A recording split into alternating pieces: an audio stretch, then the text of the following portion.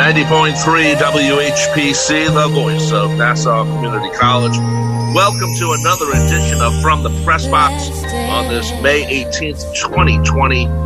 My name is Rob Leonard. Joining me, of course, is my brother and award-winning sports writer, Tim Leonard. Hello, Timmy. How you doing? Good morning, brother. How are you? I'm very good. Very good is right. I'm glad to hear that.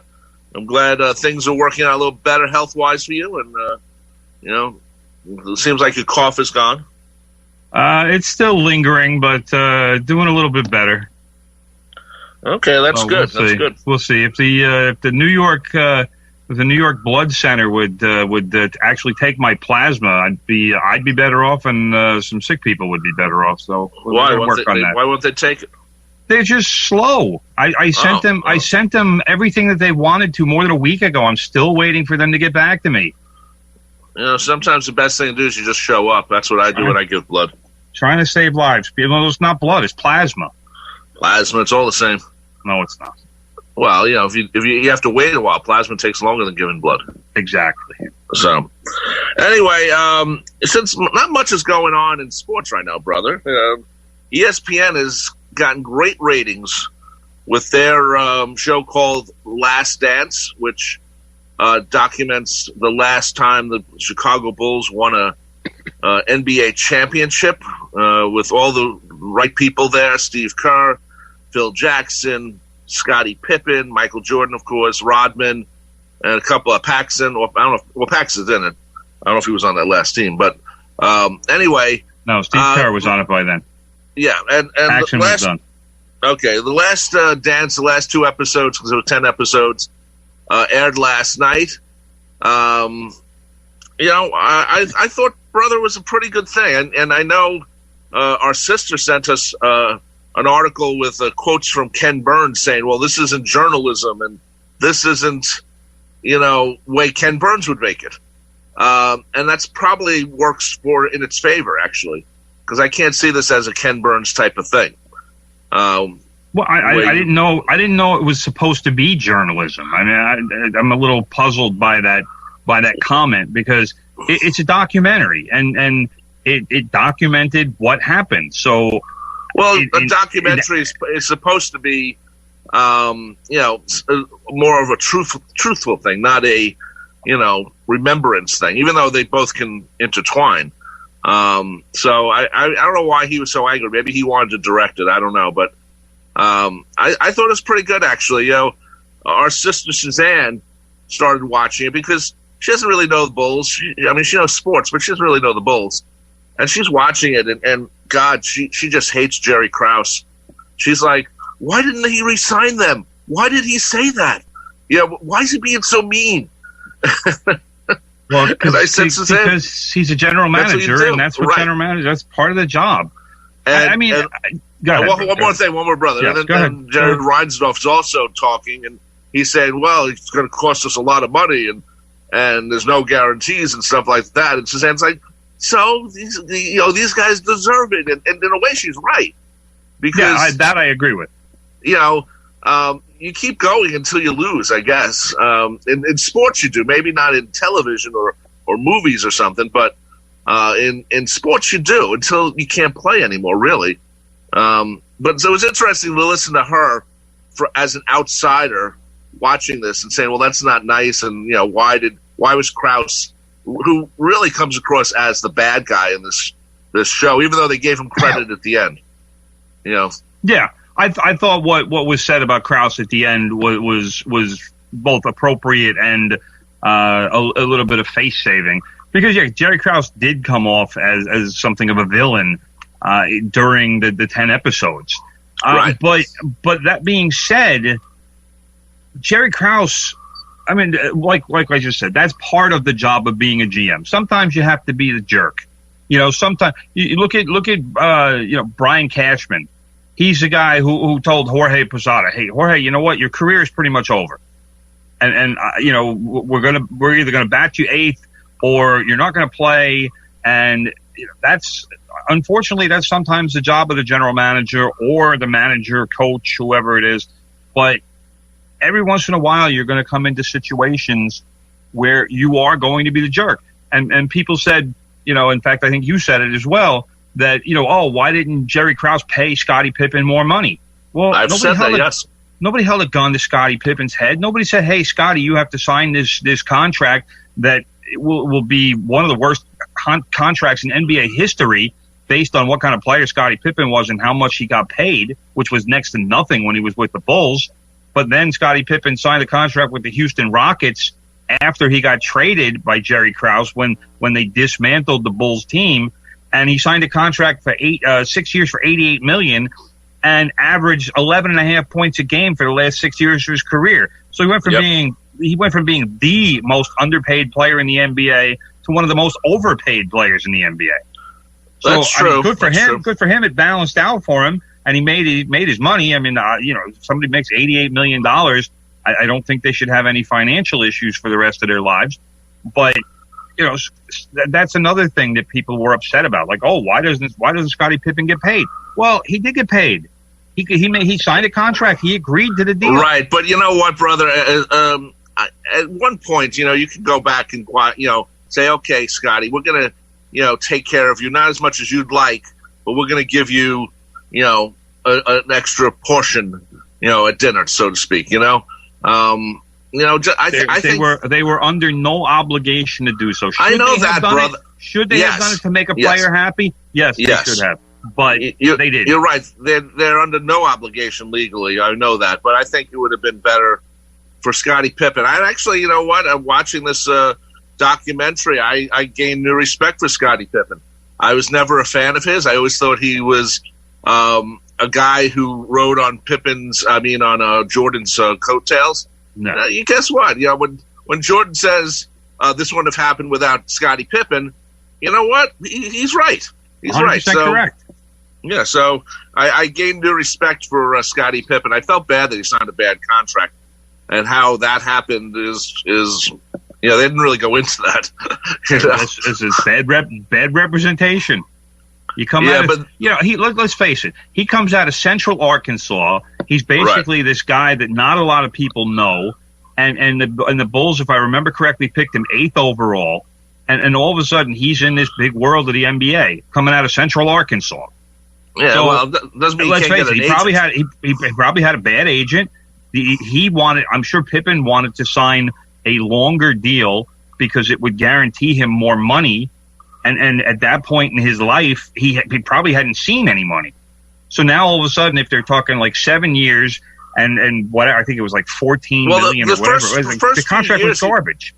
The first few years was, I looked it up. The first few years were just a horrible contract, and then the second contract, that's where the $18 million came in, and I think it was 7 years. It was just, if you're making $650,000 and then you go up to 2.5, that's actually a big jump, but it's not as big a jump as his talents deserved. He should have been making 10 times $650,000 minimum. But that's sometimes that happens. You look at like Chris Sale before he signed his extension last year with the Red Sox. He had signed a deal with the White Sox that was incredibly team friendly. The same goes for Madison Bumgarner. He had signed that deal with the Giants that was paying him half of what a quality major league starter should be making. So I mean, it happens. Guys want the security, and that's what a deal like that gives you. Also, maybe you don't want to move. Maybe there's a lot of other things going on too. No, it's not even about moving. It's just about signing a deal. Like, let's put it this way: Ronald Acuna, massively talented outfielder for the Braves, young guy. He's like 22, I think. Just signed a deal last year.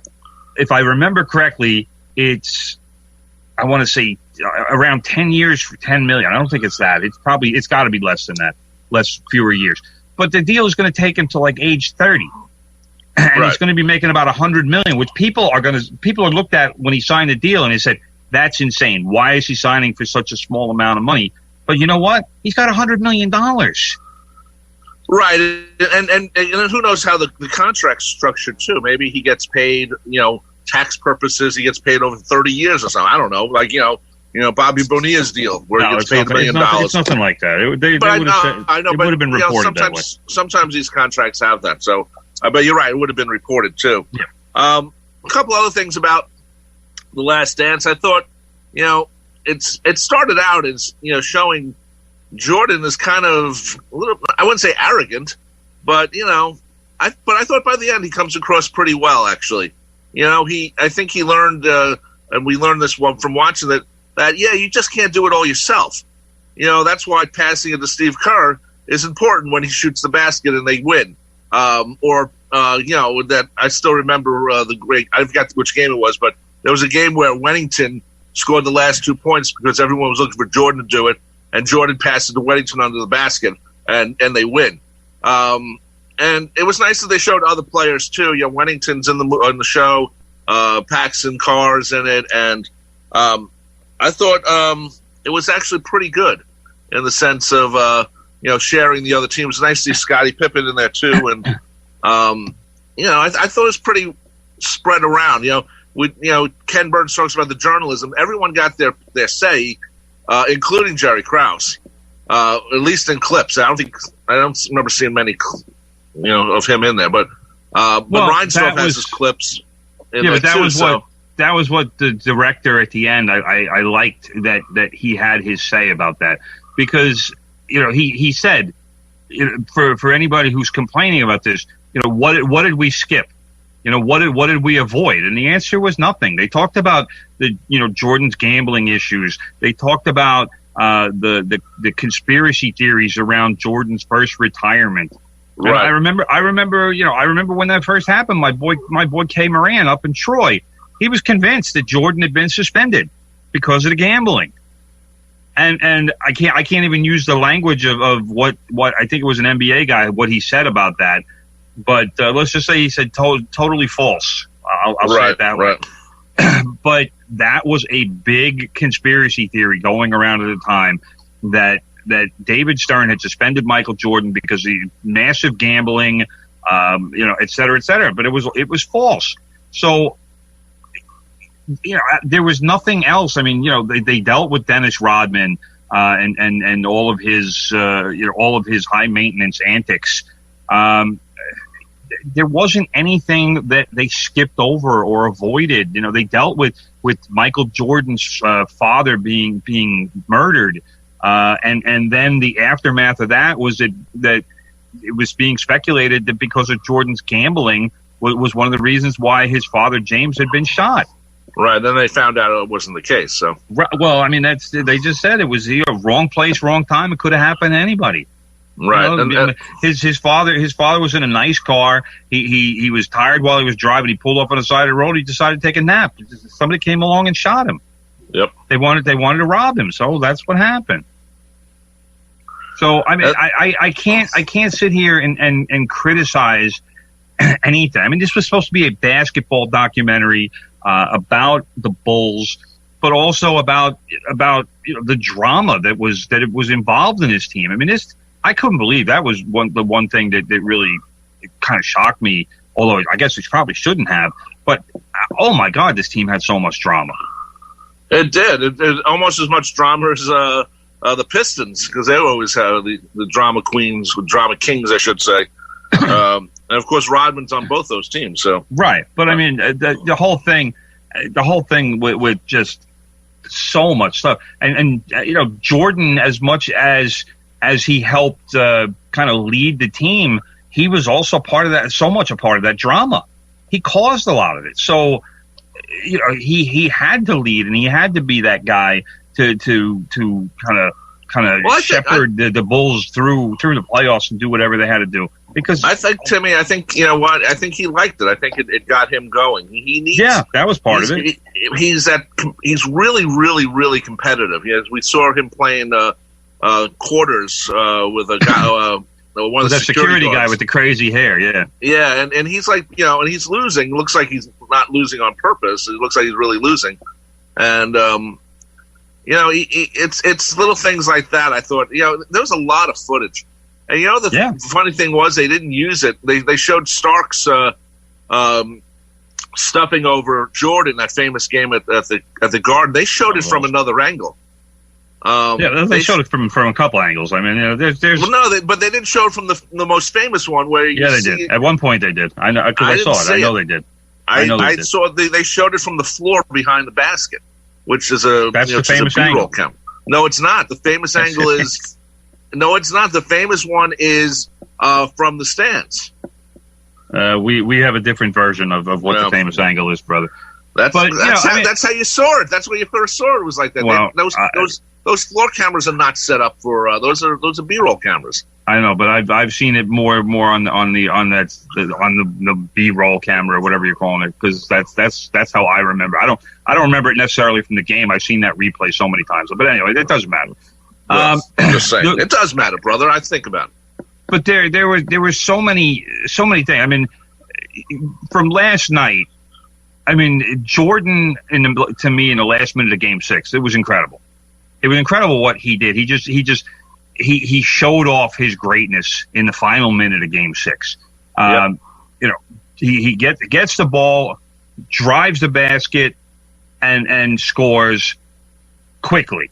Then the ball goes to Malone off of the inbounds, and Jordan sneaks in behind him while Rodman is trying to tie him up or trying to just basically defend him. And Jordan slaps the ball away, and gets it back for the Bulls, and then and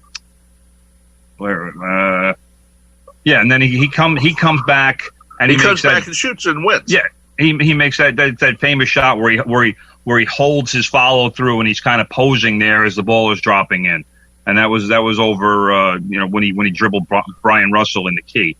So. You know what? There's a couple of things about that play. First of all, brother. First of all, they didn't call timeout. They went with it. Yeah, they didn't let any setups happen, which is something you don't see anymore. Yeah, that would have been a timeout. I mean, that's Phil Jackson trusting Jordan. I mean, that's but still, if your best player has the ball, not all coaches will call a timeout because you don't want the defense to be able to set up.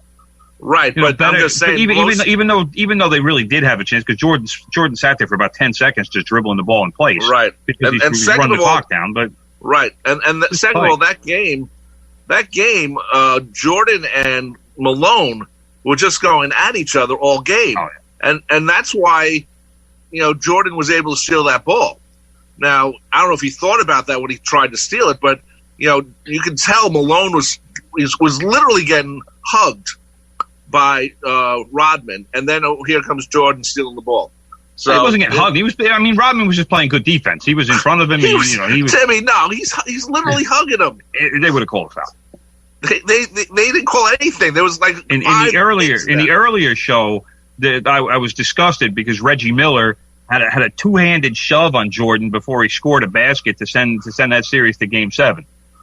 So, I mean, unbelievable to me. I don't even know how Reggie Miller has gotten away with so many two-handed shoves in his career. Why don't they call fouls? Why didn't they call fouls on him? I mean, I know back then the NBA was far more liberal as far as not calling fouls and letting them play, as the saying goes. But this was just a two-handed shove on Michael Jordan. How do you not call that? It's one thing for him for Reggie Miller to shove. Who was it? Was it Greg Anthony? I think in that when he got the ball back on the 3-pointer. He shoved him to the ground. Right, and then gets the ball, shoots the 3, and then the Pacers, and it's like, wait, he just two-handed shoved the guy. Anyway, I don't want to digress. I know, but and you know what, Tim? The Pacers should have won that series. They played very well. They did. They shouldn't have won. They didn't win, so they should. Well, they didn't win, but they played a very good series. They did. And good teams back then. And was it me, brother, that I expected just a little more focus on the Knicks. The Knicks Bulls series. Jordan loved to destroy the Knicks, and I don't think they went into that as much as maybe they could, especially when Jordan would come to the Garden. How many 55-point games does this guy have? Yeah, but they gave a definite amount of yeah, but they didn't give it. I thought they should have given it just a little more, brother. Because the Knicks never really won against the Bulls, but they were always why they great didn't games. give it very much. Yeah, but they were always great games, and there was a certain competition there about look the Knicks and the Bulls. How many times did the Knicks take the Bulls to Game 7? Well, so okay, you got me there. Never. That's why. That's why they played up that Pacers series, because like they said last night, the Bulls only went to Game 7s twice. That's how dominant they were. They didn't need 7 games. So the fact that they played a 7th game against the Pacers, and that could have ended, so-called ended the dynasty. I mean, it was over anyway, no matter win or lose, because that was the plan. But that was why. I mean, the Knicks and the Bulls played some great games and some great series. But ultimately, the Knicks were, they were never in a position to win with Jordan there. So that's why. I mean, it's like today. I mean, there's very good teams out there, but some of them aren't quite good enough to win and get the job done. And that's what the Knicks were. I'm sorry if Knicks fans are upset about that, but that's what the Knicks were. Like I said, I just thought that the Knicks Bulls was. You're right. The Knicks didn't win often, but it was always a good series. They showed that Charles Smith shot last night where he got fouled 3 times under the basket. Right. But all they talk about, it's good defense. He's just not letting the ball go in. He got fouled. Yeah, you think about fouled him twice on that sequence. Yeah, I know. You think of poor Charles Smith still getting blamed by some people. No, when you actually look at the footage, go up strong. Well, he should have went up strong, but he was fouled 3 times. So yeah, but if you go up strong, you forced him to call a foul. Well, that's different. Charles Smith was trying to finesse the ball in there. Okay, a couple other things about this series. We found out that the flu game where Michael Jordan had the flu, supposedly, was actually based on some bad pizza he ate. It was actually the food poisoning game. Right, and not the flu game. And the fact that he was able to be out there was incredible. At the same time, when 5 guys show up to deliver your pizza, maybe you shouldn't eat it. Well, I mean, that was one thing. Five guys show up. First of all, the only way we're not talking about the hamburger joint either. the only way that 5 guys show up to deliver your pizza is if you're dumb enough to say, yes, bring the pizza to this hotel, and it's for Mr. Jordan. Right, right. I mean, why didn't they order the pizza in the security guard's name? That what was his name? Ed Led or whatever his name was. The guy who was like a father figure. Anybody else who was in the room, because there was a half a dozen people in the room. Why didn't they use any of their names? Or why didn't they just call downstairs and say, "Can you guys order us a pizza?" They might have done. Who knows? Maybe they did that, and maybe the hotel idiot said it's for Jordan. I don't know. Yeah, who knows? But part of the problem is that happened is because it's Utah, and what's open at Utah at 10:30 at night? Nothing. I know. Even room service was closed at 10:30, which, I mean, let's face it, if it's a nice hotel, room service doesn't close until at least 11. So the whole thing was ridiculous. They couldn't find anything to eat in the entire city of Salt Lake. But, that's Utah. So that's the way it is. And that's what happened. And Jordan basically was poisoned.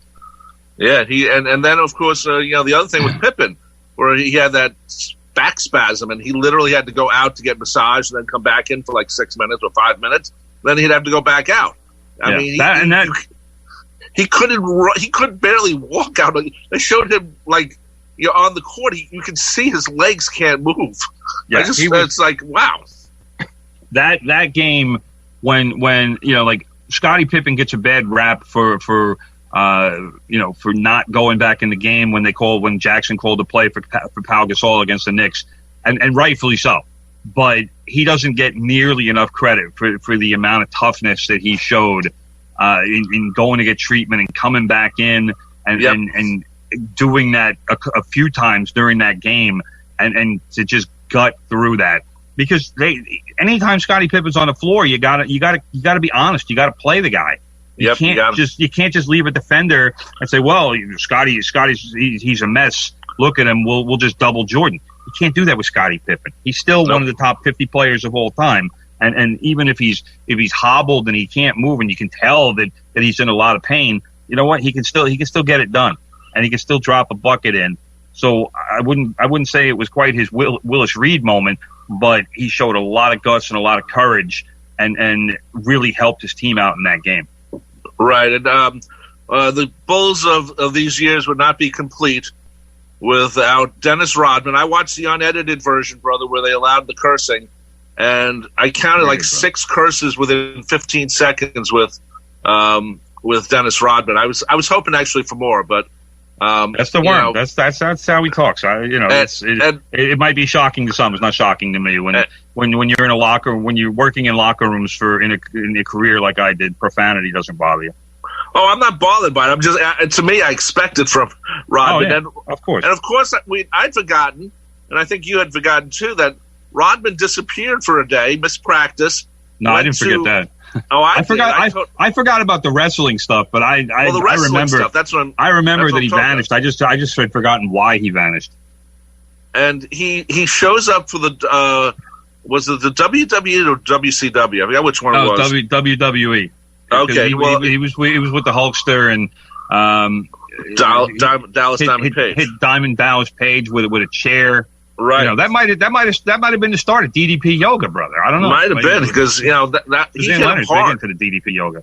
Yeah, they hit him hard too. I mean, and then what does he do? He shows up the next day. He's sort of forgiven by Phil Jackson. And then they made fun of him a little bit. They made fun of him a little bit. He got fined. I'm sure the WWE paid him more for being there than whatever the fine was. So yeah, and then he has one of the great rebounding games of his career. He hits 2 free throws, which he never does. He wasn't a good free throw shooter, but he made the 2 at the end of the game when it counted. Right. To clinch the game. A couple days later, he's winning an NBA title, and then best of all, he's going home with Carmen Electra. Yeah, you see footage of her right next to him. It's like, Carmen Electra in her prime. It's like, wow, this is you forget about Carmen Electra. She disappeared. I don't know what happened to her, but she's disappeared. Well, I just saw some. She was actually interviewed for the Last Dance. She still looks good, brother. I don't know. You were bagging on her. I mean, I didn't say bagging on her. I'm just saying she just turned 40. I tell you what, go back on the internet after this is over. You go look at the picture. She really hasn't aged very much. She still looks good. She just turned 48 last month. Look good, good for her. Good for her. And let's face it, back then, she was one of the 10 hottest women on the planet. So, definitely. Dennis Rodman was living the dream for all of us back then. Anyway, one more thing about this, and is the fact that they won 6 championships out of 8 years, and 2 years was because Jordan had left. The question was asked in different places: could have they done one more year? And Jordan said, "Yeah, we should have done one more year." But then again, Jerry Krause said at the beginning of the year, "Well, Phil Jackson's not coming back no matter what." He goes 82-0, he's still not coming back. And Reinsdorf wanted to rebuild because he felt it would be cheaper, and also just everyone is hitting their peak level of pay. And at the same time, if you had that chance again, you would pay those guys their peak 1 year. You give them a 1-year deal, like it's been talked about. And if you can convince Jordan to do it, guess what? He's going to convince everyone else to come back. Pretty much. I mean, the problem, it was a twofold problem. Number one, the statement by Krause about Jackson, he could go 82-0 and he's done. I mean, that's a stupid thing to say before a season. Of course. I mean, and basically you're setting yourself up for failure if you say something like that. And it was a testament to how good those Bulls teams were, that they went out and won a title, despite the fact that they knew that the team was going to be broken up after the season was over. But Reinsdorf, he said to Phil Jackson more than a couple of times, "Hey, if you want to come back, we'll do it." And Phil's issue was that the relationship between himself and Jerry Krause was just it was too far gone, and he didn't want to be in that situation anymore. He didn't want to have to deal with the daily battles with Jerry Krause. He could deal with them with the players, and whether it was Jordan and how he abused his teammates during practices, or whether it was Rodman and his just completely insane behavior, or if it was Scotty complaining about his contract or whoever. But he didn't want to deal with it from Krause. And that turned into probably the biggest issue for Phil. I mean, all things considered equal, I think if Phil Jackson would have had a good relationship with Jerry Krause, I think he would have probably come back for one more year, assuming that they had everybody on board. Because that team very likely would have won a seventh title. Most likely. Nobody was so old that their games would have been so diminished, and they were all still pretty hungry, even though after winning 3 titles in a row, that takes a toll on a team because you're playing so many extra games. You're playing in 3 years of going to the finals. You're playing almost another season, or basically it is another season. Right. So you're playing that many more games than every one of your competitors, and that becomes an issue. It's because you can't. Yes, you have an off season, but you're not getting nearly as much rest as people think you are. Yeah, but it just wears down the body. Let me get in here, brother. One of the things that Reinsdorf could have done is he could have went to Phil and said, okay, we're going to talk to Jerry Krause. Jerry's going to go on whatever the sports radio station there is and basically apologize. No. And do that. Then you lose Jerry Krause. Jerry Krause is in charge of the team. Right, but Jerry Krause doesn't apologize to the coach. That doesn't happen. But he can apologize not to the coach, but the way. No. Yes, hold it. Let me finish. It's completely unrealistic what you're saying. No, it's not. Unrealistic. Yes, no, it's not. Because what did the Bulls do afterwards? Absolutely nothing. They are a nothing team in the NBA, considering they won 6 out of 8 years of the championship. So you can't say that trying to win one more year, and if the general manager has to swallow his pride, that can't happen. Especially when never was going to happen. Krause is the general manager. He works for Reinsdorf. If Reinsdorf said, I would like you to do this because I'd like to have one more year with these guys, because then after that we're going to rebuild, and no one wants to be around. You don't rebuild with Michael Jordan. You know what Jerry Krause's response to that is? Here's my resignation. I'll have another job in the league in less than a week. Yeah, okay. Well, take care. He hasn't. He had great players, Tim, and that's part of being a great general manager. Well, and who got those great players? He did.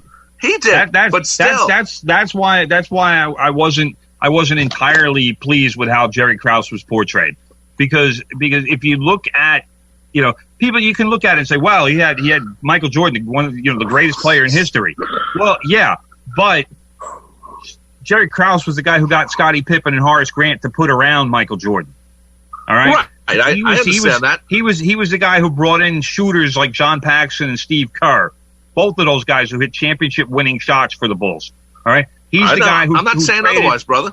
He's the guy that traded Oakley to the Knicks for Bill Cartwright. All right. And he's the guy that brought in Dennis Rodman, even though he knew that, and Tony Kukoc too, who turned into another really superstar, and Dennis Rodman, who he knew he was going to be insane, but after they traded Oakley, they needed that toughness and that rebounding that now they had a center, but they still needed the toughness. So he was a guy who knew what his team needed and went out and got it. So he would, believe me, he would have had another job in the NBA in about 15 minutes if he wanted. I'm not saying he wouldn't, Tim. What I'm saying is, if you want the guy to apologize. I just want him to say, hey man, let's work on one more season. Let's see if we can work this out. Because obviously Phil Jackson stayed the entire season. It's not like he got up and quit. Bro, so these are what happen in sports with relationships, and Jackson and Krause did not have a good relationship, and that was something that happened over the course of many years while they were together. You don't just tell one side, hey, we need to fix this. Because Krause would have left.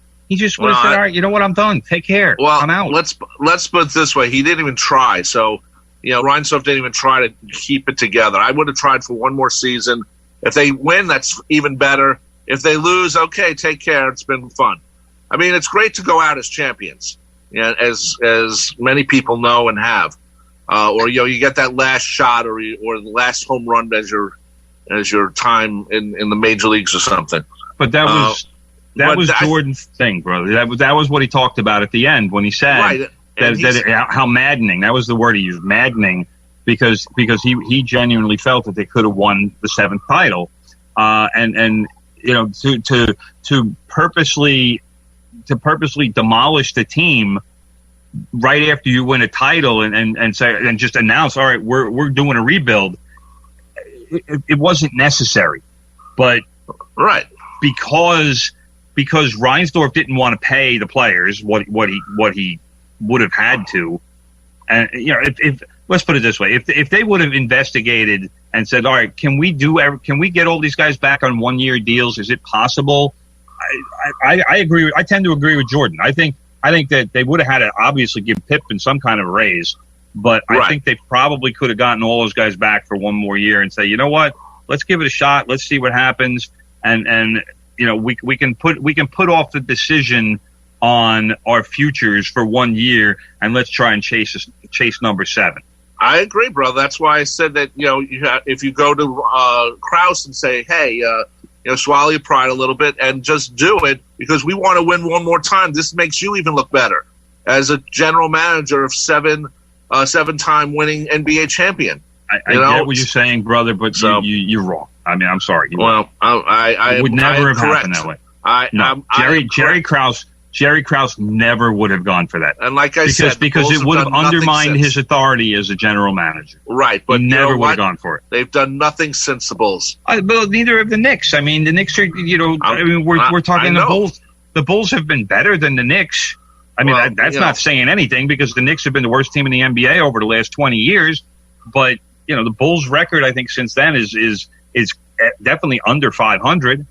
So, I mean, Tim Floyd came in for Jackson and immediately the team just suffered. But when you lose, when Jordan retires again and Scottie Pippen is traded to Houston and Tony Kukoc is your only player left, I'm sorry, you're not really going to be a very good team. That's what happened. Right. Anyway, brother, we got to take a little break. You're listening to 90.3 WHPC, the voice of Nassau Community College. This is From the Press Box here every Monday, 9 a.m. to 10 a.m. I am Rob Leonard. That other voice is my brother Tim, and we're part of the WHPC Sports Talk family, Monday through Friday, 4 p.m. to 5 p.m., Tuesdays, 10 p.m. to midnight, right here on WHPC. Of course, we stream at nccradio.org, on Alexa, on iHeartRadio, and, of course, tunein.com. Lots of ways to listen to. One more thing about The Last Dance, brother. There was a gathering of the team before they realized that they were never going to play together again. And they had Jackson, of course, being different. But it was actually a good thing. He had the team write their memories of playing on the team. And then they each read it at this gathering. They didn't say where the gathering was, but they each read it. I think it was in the locker room, they said. Okay. And Jordan wrote a poem, according to Steve Carr said that. And then after Carr. What? Kerr, not Carr. Oh, why do you keep calling him Carr? I have no idea. I think of Deborah Carr. There was an actress named Deborah Carr who had spelled her name Kerr. So, okay. Anyway, they all read their things out loud, and then they put it in a coffee coffee jar. Can. Not coffee, yeah. coffee can. Yes, and then they lit it on fire. I thought that was pretty touching. I thought that was very touching. Well, it was nice in that. I forget who said it. It might have been Jordan. But, he said that Phil had this way of getting everybody involved. And whether it was star players or the 12th man, that he got everybody to think that they were all on the same level. And the fact that Michael Jordan, who so many of his teammates said during this documentary that he was the guy who they were afraid of, because they never knew what was going to happen in practice. They never knew who his target was going to be. They never knew who he was going to maybe throw an elbow at during practice. But here he is pouring his heart out in a poem that he wrote about what this team and this season meant to him. I mean, that I was stunned that Jordan put that much effort and that much emotion into something like that.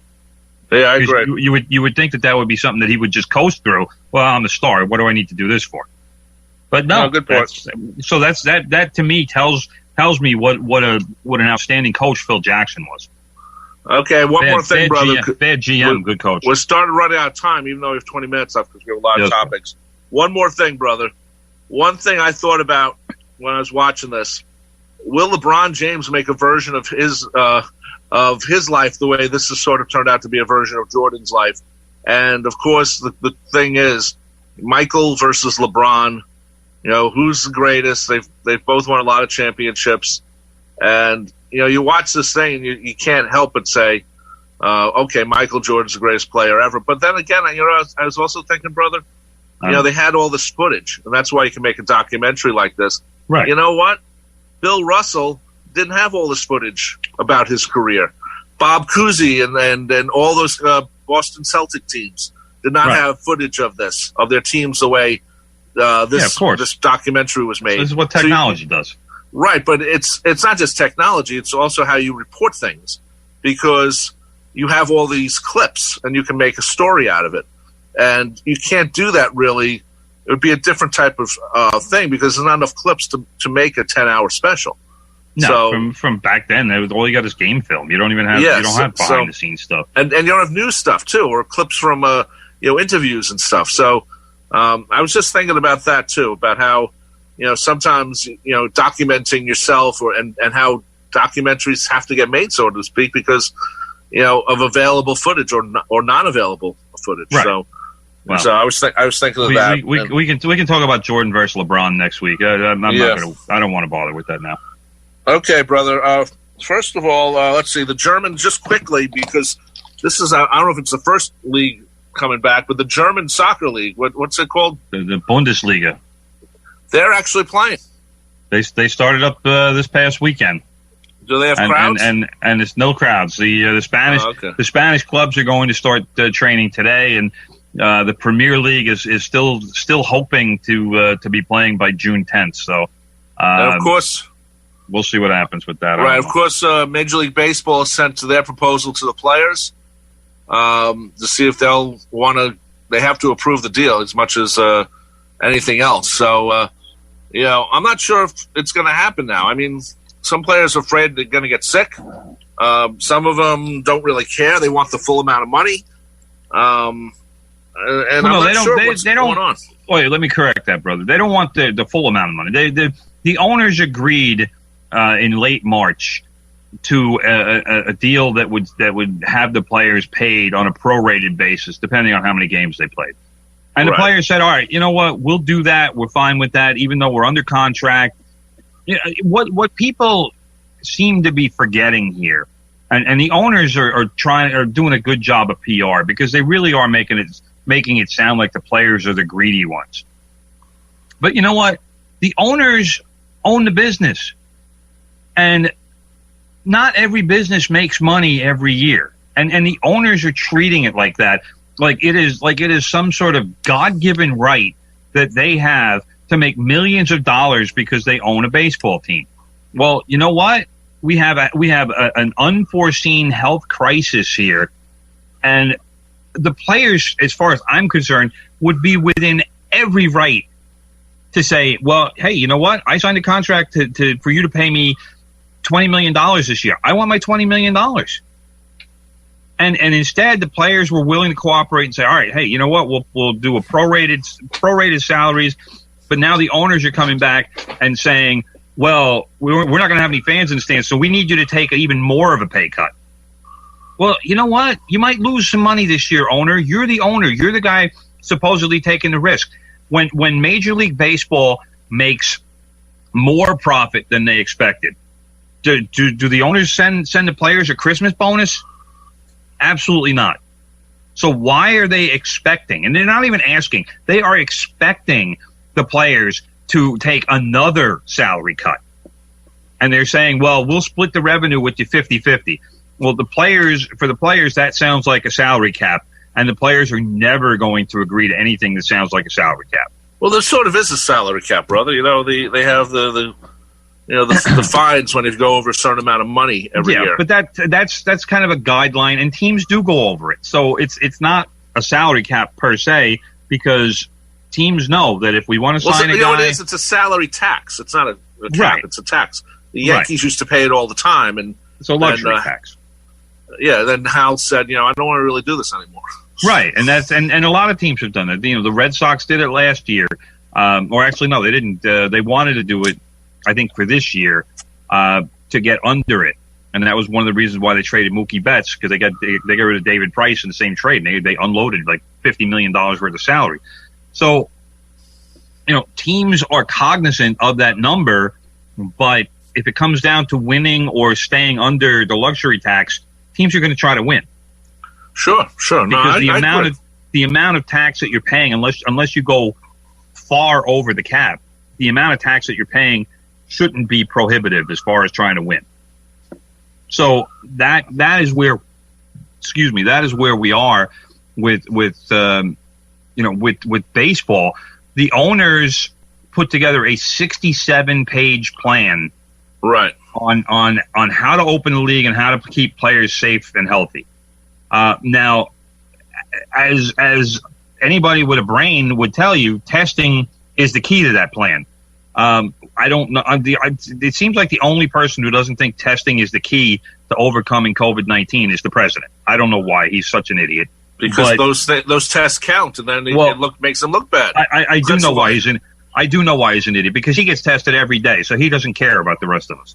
I know that too. But there's a lot of really bizarre sounding terms and items in this plan.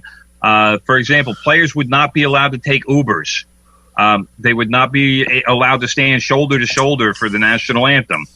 Spitting will be prohibited. So I know there's a lot of female fans out there that don't like the players spitting. Now your wishes will finally be granted. I have to assume no high fives. And those, to me, I hate when they all crowd around home plate and the player jumps into home plate, because I've seen people get injured on that. But all of those annoying walk-off home run celebrations at home plate will be ended. But here's some of the weird things. Players will be discouraged from taking post-game showers at the ballpark, which, I'm sorry, that's kind of gross. That is not good. Because they want them to shower back at the hotel. They don't want if you're showering in your hotel room. I don't know, what are you snorting about? Well, I was just cleaning my nose out. Oh, stop that. If you're showering at your hotel, that means you're not sharing any germs. If you're in a community shower with other people, then that water and there's all kinds of stuff turning into a germ stew. So that would be an issue. Would players wind up getting dressed, getting into their uniforms at their hotel and then coming to the game in full uniform? It's possible. So there's all kinds of things. To me, I want to know, and this wasn't addressed. Players get stuff in their eye when they're in the batter's box. It happens fairly regularly. It's dust. Yeah, but what happens then? You're not supposed to touch your eyes. So is a trainer going to have to come out and give a player hand sanitizer so he can sanitize his hands before he can get whatever foreign body is in his eye out of it? I don't know. I don't know. There's a lot of strange things. We should say the NFL is looking to start practice in a week or so, or a couple of weeks. And part of this also has to do everything with how the states allow things too. It's not just the leagues having their little handbook. They have to follow what the states do. Like New York State right now, is behind the others with opening things up. So, that's part of it. Good reason. Well, yeah, I know that. I know that, but I'm just saying, New York is, if they're going to train in New York, which it looks like they would, it seems like each team would train at their own stadium. And get rid of that bad idea of playing in Arizona in 3 stadiums like it's roller derby or something. Well, but here's the main thing that people need to remember. It's not just an owners and players negotiation here, because that's the first thing that needs to happen. The owners and the players need to figure out how the players are going to. I mean, players, let's face it, they're taking a health risk here. But they need to be paid, and the owners have to figure out a way to pay the players and not make the players the scapegoats for them losing money. If they lose money one year, hey, I'm sorry it happened, but that's life. But then after the players and the owners finally get together, and I have to assume that they will, because if there's no season, the owners are going to lose $4 billion. But after they get together and figure it out and get everything, negotiated, well, now you have to go to the cities. And now you have to go to the governments. You have to go to mayors and governors and say, all right, we want to play, and what do we have to do? Because like you said, New York is going to be the toughest sell of all because of how COVID-19 has affected mostly New York City, but even, the state in general. New York State has been, as they kept calling it, the epicenter of the epicenter. Yeah, so we have the furthest to go in terms of trying to get back to normal, and we're getting close. But de Blasio has said he's not going to open the beaches, the New York City beaches, for Memorial Day. So, all the other states around, Jersey's opening their beaches, Delaware, Connecticut. The sad part about de Blasio, though, is he's been wanting to close everything for the next 6 months, and he's basically said that. What happens if the Mets say, okay, you know what, we're going to go play in Jersey. We're going to play at where? I don't know. It's one of the minor league stadiums. I don't see that happening. But it wouldn't matter if there's no fans there. It really wouldn't matter. Well, yeah, but if they're not allowed, you're right. It wouldn't matter. So what's the difference? They go to Jersey, they go play in Somerset, or they come out to Long Island and they play at the Long Island Duck Stadium or something. If they're not going to have fans, what's the difference? They can go up to Binghamton. They can go up to Binghamton, or they go down. Well, what's the ponies? What's the ponies? Rumble ponies. Rumble ponies. Or maybe they go up and play in Syracuse. I'm sure they have a fine Motel 6 in Binghamton. I'm sure they do. Also, brother, what's the deal with Art Howe? What's going on with Art? Art Howe, former Mets manager, was released from a Houston hospital on Sunday after being treated for coronavirus. All I know is that Howe was in the intensive care unit, but I did not see or hear word whether or not he was on a ventilator. I want to say he wasn't, only because when it was reported that he was in the hospital, he was only in there for a couple days. So right. Whatever his situation was, it might have been similar to the Prime Minister of England, Boris Johnson. He was also hospitalized for a longer time than Art Howe. He was in ICU, though, brother. Yeah, he was never on a ventilator, though. No, and one thing I love about Art Howe, and people forgot this, and I looked it up just to make sure. In 2004, it was his last season as the Mets manager. The Mets weren't very good in 2004, and one of the things he did, Todd Zeile, I think it was like in the 6th inning, had a home run. It was his last game as a Met, and then he came up, I guess, in the 8th. And what Art Howe did, he let him walk to the plate, and people were cheering for him, and then he replaced him because he wanted Zeile to have his last hit as a home run. And I'm sure Zeile knew about it. And then Zeile walked back in, and he got a standing ovation because Zeile was a pretty good Met for a while. And I thought that was a pretty cool thing that Art Howe did, because not everyone thinks that way. And then even afterwards, I remember the interview he did with the press. They go, "What do you remember?" He goes, "Well, we didn't have a good season, but we did beat the Yankees." And I was like, "Yeah, that's the way to think. That's the way to think." So give me a break. Well, they did. So I thought it was a nice, touching thing that he did for Zeile, and I thought that was pretty cool. So and that's the way it's about. It's sometimes you think about your players and you let them. It's always cool to say, like, Jordan scoring the last points of his career as a Bull, to get that, last home run, like when the Jeter got his last hit as a Yankee. It's always a little touching how it all goes together. Also, brother, a couple of things, because we're running out of time. Yeah.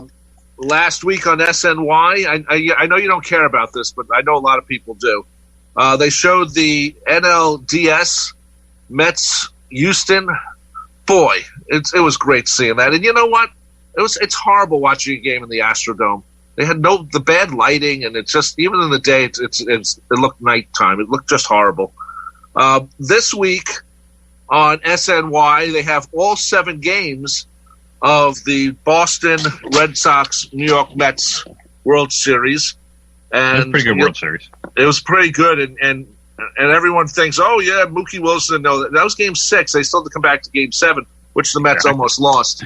Exactly. And the MLB showed Game 6 of the 1999 National League Division Series, Mets-Braves, where the Mets played a great game. Piazza hit a home run almost similar to his home run when the Mets came, when baseball came out after September 11th. Same type of opposite field hit against the same team. I should look it up to see if it's the same pitcher. And it was like, oh, right, the Mets are going to win this. And then Kenny Rogers come in, who had a good season. He did. But not that game. He walked in the winning run. It was just like, what happened here? And that was down in Atlanta. So it was nice seeing some of those games. Even though the Mets lost that game, it was still a good game. So anyway, brother, we're almost out of time here. Want to add anything else? Yeah, the Giants.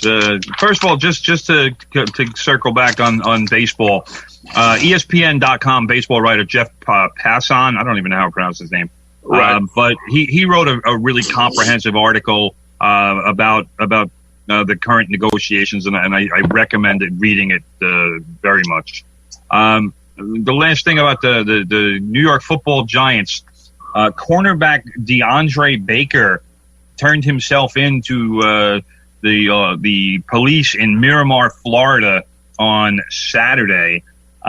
He was accused, along with cornerback Quinton Dunbar of the Seahawks, for robbing several party goers at gunpoint on Wednesday night, taking some very expensive watches, jewelry, and cash, value about $70,000. I don't know what this is about or what these two idiots were doing. DeAndre Baker was a first-round draft pick for the Giants last year. He was their third first-round pick. They traded back into the first round to pick him. He had a pretty disappointing season, actually. But the rumor was, or the story was anyway, that they may have lost some money gambling either a couple days before or earlier in the evening. There was something about a poker game or a poker table getting knocked over, and Baker, the Giants guy, and another man whose name supposedly is Shy. That can never be a good thing. But then they took out semi-automatic weapons. So Baker was his bail was set at $200,000. Dunbar's at $100,000. They have both paid their bail and been released, but they will be facing charges. Dunbar's lawyer claims that he was. Hurry up, brother! Never held. Yeah, I got it. He never held a gun and was not part of it. And Baker has an attorney who's basically saying, okay, we got to go, brother. We got to go. Sorry to cut you off, man. We're out of time. Just a reminder, next week we celebrate our 6th anniversary of being this show from the Press Box. I am Rob Leonard. Joining me, of course, is my brother and award-winning sports writer. What's your name, Tim? Tim Leonard.